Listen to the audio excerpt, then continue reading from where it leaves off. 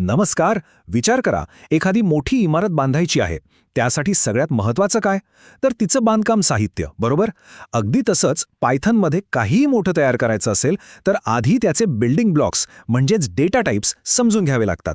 चला तर मग आज आपण हेच पायाभूत घटक एकदम सोप्या भाषेत समजून घेऊया. तर मग हा डेटा टाईप म्हणजे नेमकं काय असतं? एकदम सोपं आहे. ही फक्त लेबल आहेत.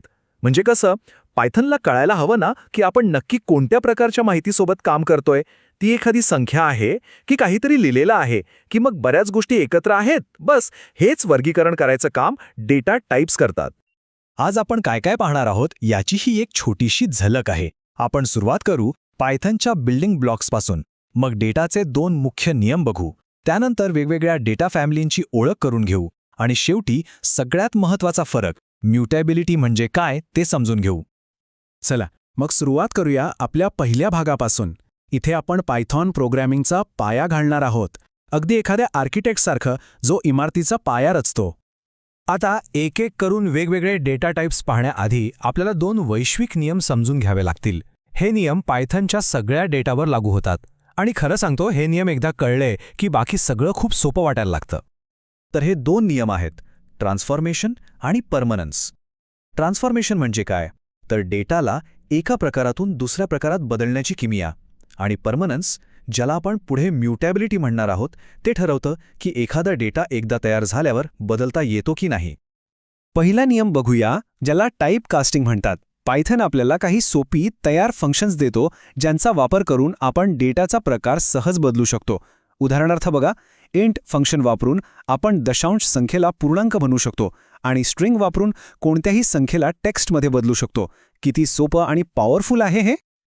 आणि आता येतो दुसरा नियम, आणि हा तर सगळ्यात महत्त्वाचा आहे, म्युटेबिलिटी.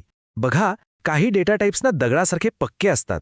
एकदा बनवले की त्यांना बदलताच येत नाही. त्यांना आपण म्हणतो इम्युटेबल. आणि दुसरे काही असतात मातीसारखे लवचिक, हवे तसे बदलता येतात. त्यांना म्हणतात म्युटेबल. आणि यात एक गंमत आहे माहितीये, पायथॉन खूप हुशार आहे. तो इम्युटेबल ऑब्जेक्ट्ससाठी मेमरी वाचवतो. जसं इथं दिसतंय बघा, ए आणि बी हे दोन्ही एकाच 10ला दाखवत आहेत. मस्त आहे ना? चला, आता हे 2 महत्त्वाचे नियम तर आपल्याला समजले.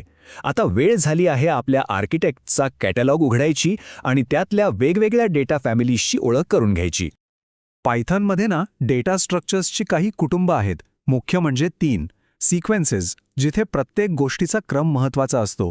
सेट्स, जिथे प्रत्येक गोष्ट एकमेव म्हणजे युनिक असते. आणि मॅपिंग्स, जिथे डेटा, की आणि व्हॅल्यू अशा जोड्यांमध्ये असतो. चला एकेका कुटुंबाला भेटूया. सिक्वेन्स कुटुंबातले हे 2 महत्त्वाचे सदस्य, लिस्ट आणि टपल. लिस्ट म्हणजे समजा एक लवचिक पिशवी, ज्यात आपण कधीही वस्तू टाकू शकतो किंवा काढू शकतो. म्हणूनच ती आहे म्युटेबल. याच्या अगदी उलट टपल म्हणजे एक सीलबंद रेकॉर्ड. एकदा जे काही त्यात ठेवलं ते कायमचं, ते बदलता येत नाही, म्हणून ते आहे इम्युटेबल. सिक्वेन्समध्ये अजून एक प्रकार आहे, तो म्हणजे रेंज.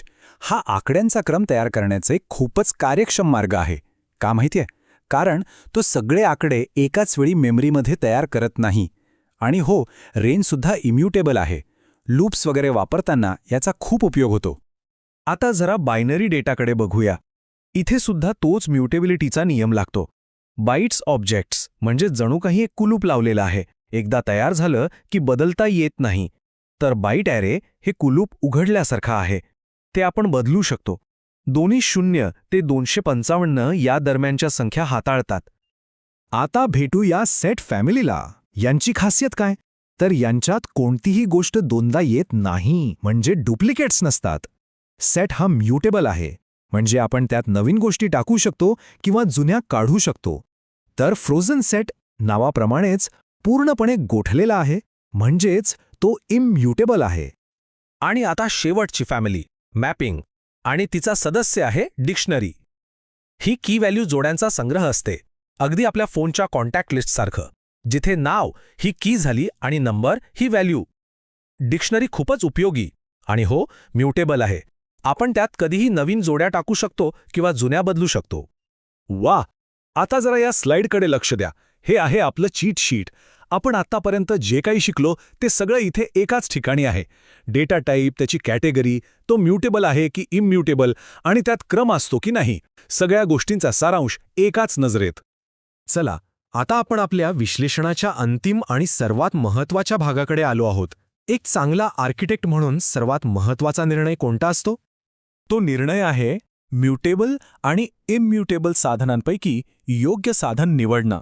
जेव्हा आपल्याला माहिती असतं की आपला डेटा बदलण्याची गरज पडणार आहे, तेव्हा लिस्ट, सेट किंवा डिक्शनरी वापरा. आणि जेव्हा खात्री हवी असेल की डेटा चुकूनही बदलला नाही पाहिजे, तेव्हा टपल किंवा फ्रोझन सेट वापरा.